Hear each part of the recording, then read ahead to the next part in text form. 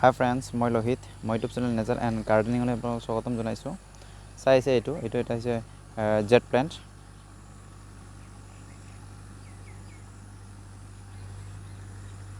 চাওক ইয়াৰ অৱস্থা কি হৈছে, একেবাৰে বেয়া হৈছে। কিছুমান পাতবিলাক ইয়াৰ পচি গৈছে বৰষুণ পৰাৰ কাৰণে। এই বৰষুণ সময়ত কেনেকৈ ৰাখিব লাগে মই ইয়াৰ বিষয়ে আপোনালোকক ক'বলৈ ওলাইছোঁ আজি।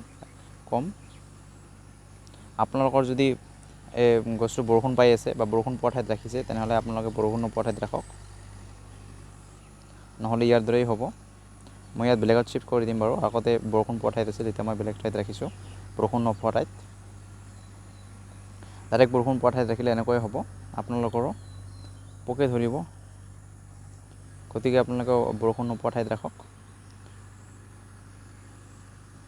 জানে এইটো এটা ছাকুলেণ্ট প্লেণ্টে হয়, জেড প্লেণ্ট।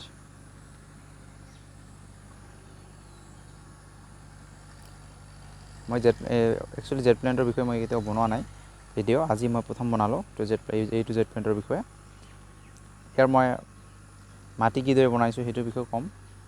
ইয়াত চাওক, বালি দেখা পাব আপোনালোকে। ইয়াত মই বালি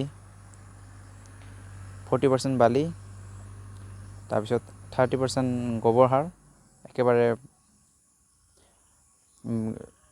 ডিকম্প'ষ্ট হোৱা গোবৰ সাৰ। তাৰপিছত মই ইয়াত দিছোঁ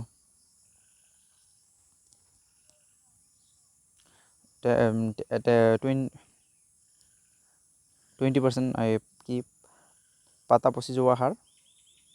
তাৰপিছত মই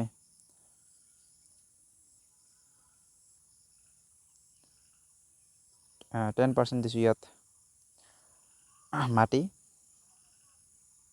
মাটিৰ পৰিমাণটো একেবাৰে কম দিছোঁ। সাৰ আৰু বালি বেছি আছে। প্ৰথমতে বহুত ধুনীয়া আছিল, এতিয়া বৰষুণ পোৱা ঠাইত ৰখাৰ কাৰণে ইয়াৰ অৱস্থা এনেকুৱা হৈছে। পাতবিলাক পচি গৈছে এনেদৰে।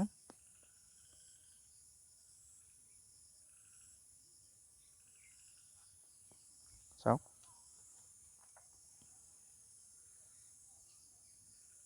আপোনালোকে যদি ৰাখিছে বৰষুণ পোৱা ঠাইত, তেনেহ'লে আপোনালোকে অতি শীঘ্ৰে যিকোনো বৰষুণ নোপোৱা ঠাইত ৰাখক, তেতিয়া ধুনীয়া হ'ব।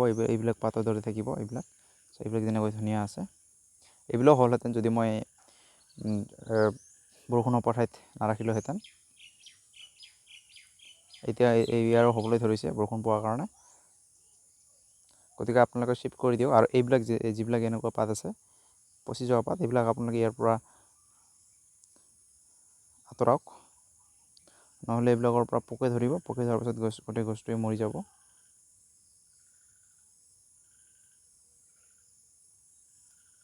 এইটো আপোনালোকে বনচাই ভাল হয়। ইয়াৰ বনচাই বনাবৰ কাৰণে ভাল, একেবাৰে সহজ বনচাই বনোৱা জেড প্লেণ্টৰ।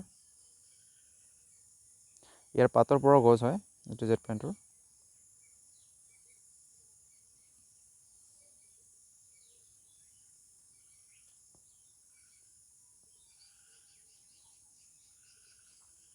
গতিকে যত্ন লওক। আৰু আপোনালোকে ইয়াত পাৰিলে নিম অইল বা যিকোনো ইমিডাক্ল'পিড যিকোনো আপোনালোকে ইয়াত স্প্ৰে কৰক, যাতে ইয়াত পোকে ধৰিব নোৱাৰে।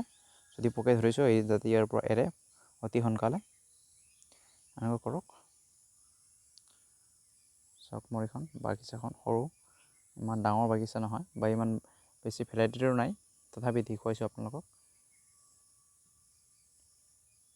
মোৰ লগত কপৌ আছে ভালে কেইবা প্ৰজাতি। এইটো হৈছে চাইছে, এইটো ফাইকাছ। মই 2 দিনমান আগতে আনিছোঁ ফাইকাছটো। ইয়াৰ বিষয়েও বনাম বাৰু কেতিয়াবা ভিডিঅ'। এইটো মই প্ৰথম ফাইকাছ, এইটোৱে প্ৰথম মোৰ জীৱনৰ। ইমান ধুনীয়া আছিল। এইটো মোৰ দাম লৈছে 200 টকা।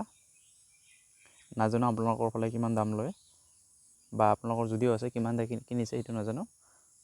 গতিকে মই কিনিছোঁ, যিমান দি কিনিছোঁ সেইটো কৈছোঁ বাৰু। এইটো টাবটো ইয়াৰ আছিলে। মই ইয়াৰ পৰা কাটিং কৰিম যেতিয়া আপোনালোকক দেখাম কেনেদৰে ইয়াৰ কাটিং কৰিব লাগে। আৰু এই জেড প্লেণ্টৰ বিষয়ে বনাম কেতিয়াবা আপোনালোকৰ, আৰু ইয়াৰ কাটিং কেনেকৈ কৰিব লাগে মই কাটিং কৰিছোঁ বাৰু, দেখুৱাওঁ আপোনালোকে এতিয়া। চাওক, এইবিলাক মোৰ কাটিং অলৰেডি হৈ গৈছে। গতিকে এইখিনিয়ে। যদি ভিডিঅ'টো ভাল পালে তেনেহ'লে লাইক কৰক, শ্বেয়াৰ কৰক, লগতে ছাবস্ক্ৰাইব কৰিব নাপাহৰিব। লগতে বেল আইকনটো দবাই দিয়ক মোৰ ভিডিঅ'বিলাক পাই থাকিবৰ বাবে। আৰু কিবা যদি সুধিব লগা থাকে তেনেহ'লে কমেণ্ট বক্সত গৈ কমেণ্ট কৰক।